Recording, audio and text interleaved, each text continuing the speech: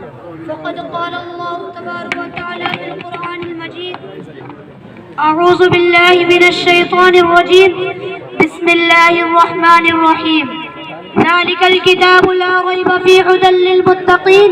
وقال النبي صلی اللہ علیہ وسلم: خیرکم من تعلم القرآن وعلمہ. الہی رونق اسلام کے سامان پیدا کر، الہی رونق اسلام کے سامان پیدا کر، دلوں میں مؤمنوں کے الفت قرآن پیدا کر.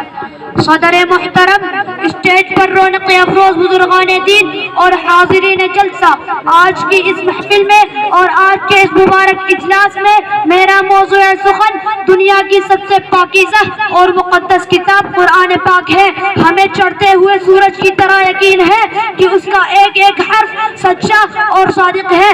قرآن وہ کتاب ہے جس کے صادق اور برحق ہونے میں کوئی شک و شبہ نہیں، اور جس کے بارے میں محسن انسانیت حضور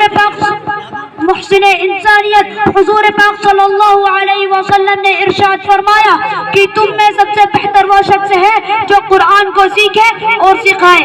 دعا کیجئے خداوند قدوس ہم سب کو قرآن پاک کی دولت سے مالا مال فرمائے، آمین.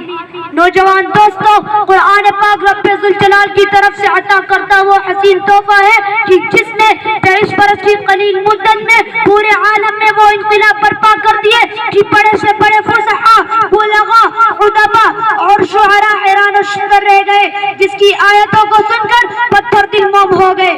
دوستو، یہی وہ قرآن ہے جو رہتی دنیا تک کے انسانوں کے لیے سراپا ہدایت و رحمت ہے. یہی وہ قرآن ہے جس نے رسول کی رسالت کو اعجاز بخشا. یہی وہ قرآن ہے جس نے پس مردہ قلوب کو تازگی بخشی. وما علینا الا البلاغ.